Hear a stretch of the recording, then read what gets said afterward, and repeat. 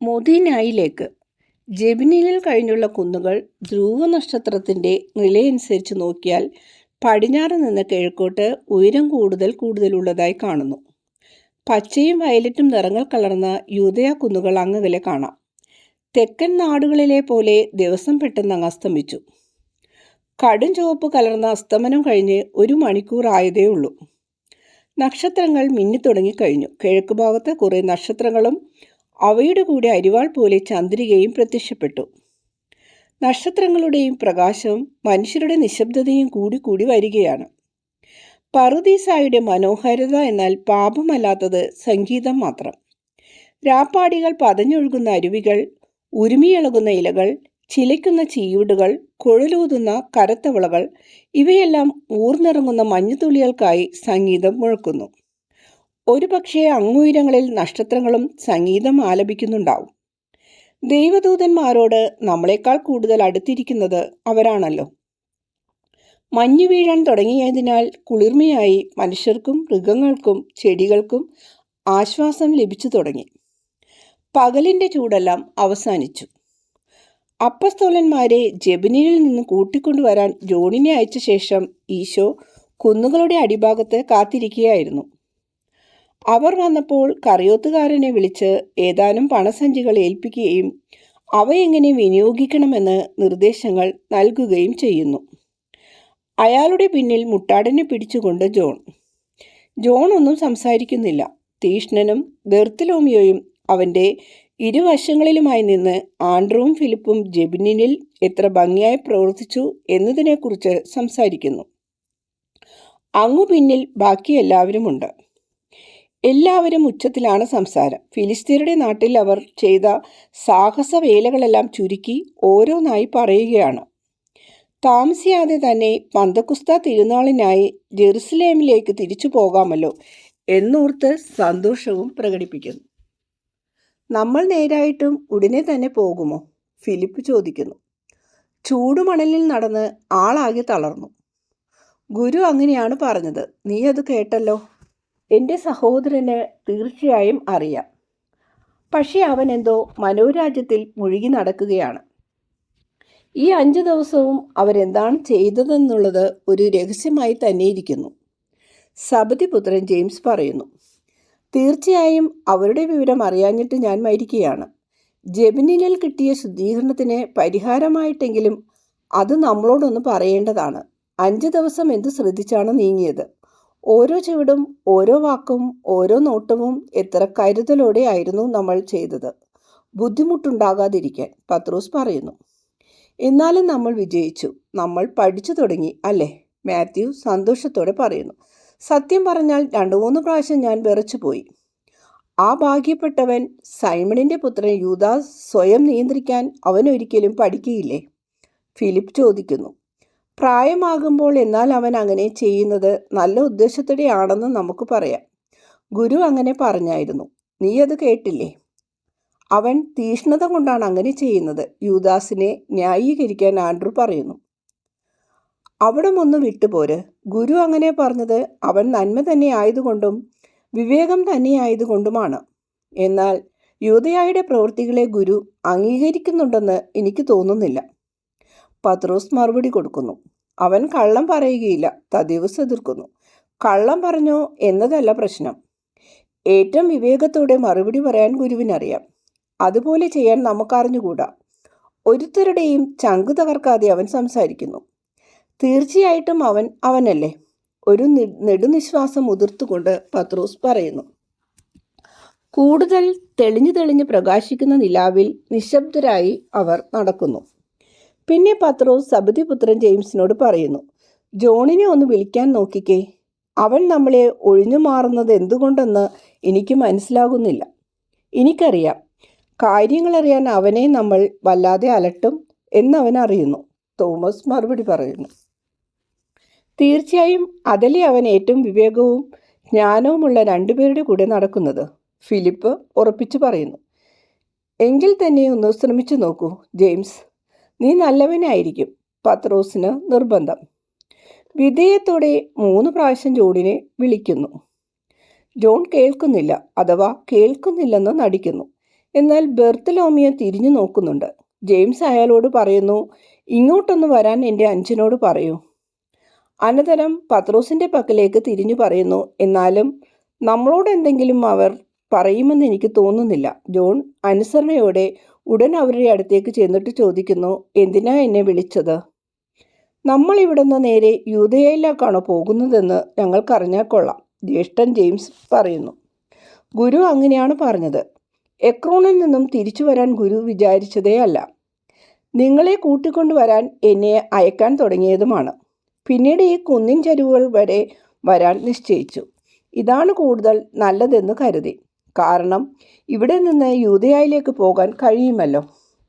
മൊദീന വഴിയാണോ? മൊദീന വഴിക്കാം. അത് സുരക്ഷിതമല്ല. കൊള്ളക്കാർ പതിയിരുന്ന് ആ വഴിക്ക് യാത്ര ചെയ്യുന്ന കച്ചവട സംഘങ്ങളെ ആക്രമിക്കാറുണ്ട്. തോമസ് പ്രതിഷേധിക്കുന്നു. ഓ, അവനോടോ? ഒന്നിനും അവനോട് എതിർക്കാൻ കഴിവില്ല. ആകാശത്തേക്ക് നോക്കി എന്തോ ചിന്തയിൽ മുഴുകി പുഞ്ചിരി തൂക്കിക്കൊണ്ട് ജോൺ പറയുന്നു. അവരെല്ലാം അത് നോക്കി നിൽക്കുകയാണ്. പിന്നീട് പത്രോസ് പറയുന്നു, നക്ഷത്രങ്ങളുള്ള ആകാശത്ത് നോക്കി നീ എന്തെങ്കിലും രസം പിടിച്ച കഥ വായിക്കുകയാണോ? നിന്റെ പ്രസന്നമായ മുഖം കാണുമ്പോൾ അങ്ങനെയാ തോന്നുക. ഞാനോ? അല്ല. അതെല്ലാം വിട്ടുപോരൂ. നീ ഭൂമിയിൽ നിന്ന് അനേകം മൈൽ അകലെയാണെന്ന് ഈ കല്ലുകൾക്ക് പോലും മനസ്സിലാകുന്നുണ്ട്. എക്രോണിൽ എന്താ സംഭവിച്ചതെന്ന് എന്നോടൊന്ന് പറഞ്ഞേ. ഒന്നും സംഭവിച്ചില്ല സൈമൺ, ഞാൻ തീർത്തു പറയുന്നു. എന്തെങ്കിലും അനിഷ്ടകരമായി സംഭവിച്ചിരുന്നെങ്കിൽ ഞാൻ സന്തോഷവാനായിരിക്കുമോ? അവൻ നിങ്ങളോട് പറഞ്ഞതിൽ കൂടുതലൊന്നും എനിക്ക് പറയാനില്ല. അത്ഭുതങ്ങൾ കണ്ട് വിസ്മയിക്കുന്ന ആളുകളെ പോലെ അവർ ഞങ്ങളോട് കാരുണ്യമുള്ളവരായിരുന്നു, അത്രമാത്രം. അവൻ പറഞ്ഞതുപോലെ തന്നെ.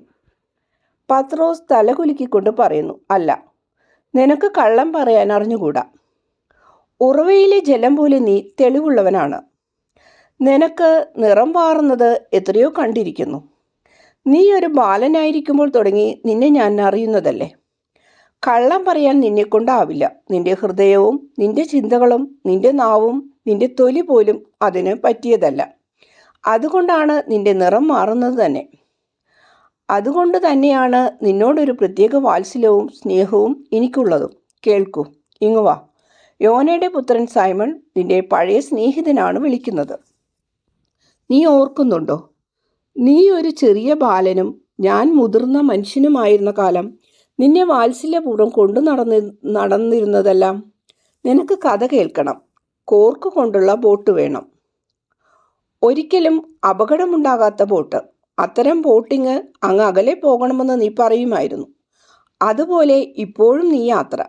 കുട്ടിക്കാലത്ത് ബെത്സദായിലെ നദിയിൽ അങ്ങ് അകലങ്ങളിലേക്ക് പോകുകയാണ്. പാവം സൈമണെ തീരത്ത് നിർത്തിയിരിക്കും. നിന്റെ ചെറിയ ബോട്ടിന് ഒരപകടവും ഉണ്ടാകുകയില്ല. നിറയെ പൂക്കളുമായിട്ടാണ് നീ യാത്ര. കുട്ടിക്കാലത്ത് ബെത്സദായിലെ നദിയിൽ നീ അങ്ങനെയാണ് ചെയ്തിരുന്നത്. നദിയിൽ നിന്ന് ബോട്ട് തടാകത്തിലേക്ക് വിടുന്നതും ദൂരെ ദൂരെ അകലങ്ങളിലേക്ക് പോകുവാനായി. നീ ഓർമ്മിക്കുന്നുണ്ടോ ജോണേ? നിന്നെ ഞാൻ സ്നേഹിക്കുന്നു. ഞങ്ങളെല്ലാവരും നിന്നെ സ്നേഹിക്കുന്നു. നീയാണ് ഞങ്ങളുടെ വള്ളത്തിൻ്റെ പായ്. അപകടം പറ്റാത്ത ബോട്ടും നീയാണ്. നിന്റെ ബോട്ടിൻ്റെ ചാലിലൂടെയാണ് ഞങ്ങളും നീങ്ങുന്നത്. എക്രോണിലെ അത്ഭുതത്തെക്കുറിച്ച് നീ എന്താണ് ഞങ്ങളോടൊന്നും പറയാത്തത്? ഒരു കൈകൊണ്ട് ജോണിൻ്റെ അരക്ക് കെട്ടിപ്പിടിച്ചുകൊണ്ടാണ് പത്രോസ് ഇത് പറഞ്ഞതും. എന്നാൽ ചോദ്യത്തിന് ഉത്തരം പറയുന്നതിൽ നിന്നൊഴിഞ്ഞു മാറാൻ ജോൺ ശ്രമിച്ചുകൊണ്ട് ഇങ്ങനെ പറയുന്നു, നീ ഞങ്ങളുടെ തലവനായതുകൊണ്ട് എന്നോട് ഇപ്പോൾ പറയുന്നത്ര ശക്തിയായ വശീകരണ സാമർഥ്യത്തോടെ ആൾക്കൂട്ടങ്ങളോട് എന്താണ് സംസാരിക്കാത്തത്? അവർക്കാണ് ബോധ്യം വരേണ്ടത്, എനിക്കല്ല. കാരണം നിന്നോട് എനിക്ക് സ്വാതന്ത്ര്യമുണ്ട്. നിന്നെ ഞാൻ സ്നേഹിക്കുന്നു. എന്നാൽ ജനങ്ങളെ എനിക്ക് അറിഞ്ഞുകൂടാ. സ്വയം ന്യായീകരിച്ച് പത്രോസ് പറയുന്നു. നീ അവരെ സ്നേഹിക്കുന്നില്ല, അവിടെയാണ് തകരാറ്. അവരെ അറിഞ്ഞുകൂടെങ്കിലും അവരെ സ്നേഹിക്കൂ. നീ നിന്നോട് തന്നെ ഇങ്ങനെ പറഞ്ഞാൽ മതി, അവരും നമ്മുടെ പിതാവിൻ്റെ മക്കളാണ്. അപ്പോൾ അവരെ അറിയുകയും സ്നേഹിക്കുകയും ചെയ്യുന്നതായി അനുഭവപ്പെടും. അവരുടെ ഇടയിൽ അനേകം ജോൺമാരുണ്ടായിരിക്കും. എൻ്റെ നിത്യനായ കുട്ടി, പറയാൻ എളുപ്പമാ. കടന്നലും മുള്ളൻ പന്നിയും പോലുള്ളതെല്ലാം ജോണായി മാറുമോ? ഓ, ഞാൻ നിത്യനായ കുട്ടിയൊന്നുമല്ല. ഞാൻ എല്ലാവരെയും പോലെ ഒരാൾ അല്ല സഹോദര, എല്ലാവരെയും പോലെയല്ല നീ. ഞങ്ങളെല്ലാവരും, ഒരുപക്ഷെ ബെർത്തലോമിയോയും ആൻഡ്രൂവും തീഷ്ണനും ഒഴികെ ഞങ്ങൾക്ക് എന്ത് സംഭവിച്ചെന്ന്, എന്തെല്ലാമാണ് ഞങ്ങളെ സന്തോഷിപ്പിച്ചതെന്നും എല്ലാവരോടും പറയും. നിന്റെ ജ്യേഷ്ഠ സഹോദരൻ നിന്റെ അപ്പനെ പോലെയുള്ള എന്നോട് നീ പറയണം. സബദിപുത്രൻ ജെയിംസ് പറയുന്നു. ദൈവമാണ് എൻ്റെ പിതാവ്, ഈശോ എൻ്റെ ജ്യേഷ്ഠൻ, മേരി എൻ്റെ അമ്മ. അപ്പോൾ രക്തത്തിന് ഒരു വിലയും നീ കൽപ്പിക്കുന്നില്ല അല്ലേ? അല്പം വികാരഭരിതനായി ജെയിംസ് ചോദിക്കുന്നു. വിഷമിക്കാതിരിക്കൂ. എനിക്ക് രൂപം നൽകിയ രക്തത്തെയും ഉദരത്തെയും ഞാൻ വാഴ്ത്തുന്നു. എൻ്റെ അപ്പനെയും അമ്മയെയും ഒരേ രക്തമായി എൻ്റെ ജ്യേഷ്ഠൻ നിന്നെയും വാഴ്ത്തുന്നു. മാതാപിതാക്കൾ എനിക്ക് ജന്മം തന്നു വളർത്തി ഗുരുവിനെ അനുഗമിക്കാൻ പ്രാപ്തനാക്കിയതിന് നീ ഗുരുവിനെ അനുഗമിക്കുന്നതിന് എൻ്റെ അമ്മ ഒരു ശിഷ്യയായപ്പോൾ തുടങ്ങി 2 വിധത്തിലാണ് അമ്മയെ സ്നേഹിക്കുന്നത്. എൻ്റെ മാംസവും രക്തവും കൊണ്ടായ ഒരു പുത്രനെ പോലെയും എൻ്റെ ആത്മാവ് കൊണ്ട് ഒരു സഹശിഷ്യയെ പോലെയും. ഓ, അവൻ്റെ സ്നേഹത്തിൽ ഒന്നിക്കുക എന്നത് എന്തൊരാനന്ദം! ജെയിംസിൻ്റെ സ്വരം ഉയർന്നതും ഈശോ കേട്ടു. അവസാന വാക്കുകൾ കാര്യം വ്യക്തമാക്കി. അതിനാൽ ഈശോ അവരുടെ അടുത്തേക്ക് വന്നു. ജോണിനെ അലട്ടാതെ. അവനെ ഹേമിക്കുന്നത് കൊണ്ട് ഒരു ഫലമുണ്ടാകുകയില്ല. അവൻ എൻ്റെ അമ്മയെ പോലെ തന്നെയാ. അവനൊന്നും പറയുകയില്ല. എന്നാൽ നീ ഞങ്ങളോട് പറയൂ. എല്ലാവരും കൂടെ പറയുന്നു. കൊള്ളാം, ഇതാണ് കാര്യം. ഞാൻ ചെയ്യാൻ ഉദ്ദേശിച്ച സംഗതിക്ക് ഏറ്റവും പറ്റിയത് ജോണായതുകൊണ്ടാണ് ഞാൻ അവനെ കൂടെ കൊണ്ടുപോയത്. അവൻ എന്നെ സഹായിച്ചു. അവൻ പൂർണ്ണനാക്കപ്പെടുകയും ചെയ്തു. ഇത്രയുമേ ഉള്ളൂ. പത്രോസ്, ജോണിൻ്റെ ജ്യേഷ്ഠൻ ജെയിംസ്, തോമസ് കറിയോത്തുകാരൻ എന്നിവർ പരസ്പരം നോക്കുകയും അതരങ്ങൾ മലർത്തി നിരാശ കാണിക്കുകയും ചെയ്യുകയാണ്. കറിയോത്തുകാരന് അതുകൊണ്ട് തൃപ്തി വരാതെ ചോദിക്കുന്നു, ഇപ്പോൾ തന്നെ ഏറ്റവും നല്ലവനായ അവനെ എന്തിനാ പൂർണ്ണനാക്കുന്നത്?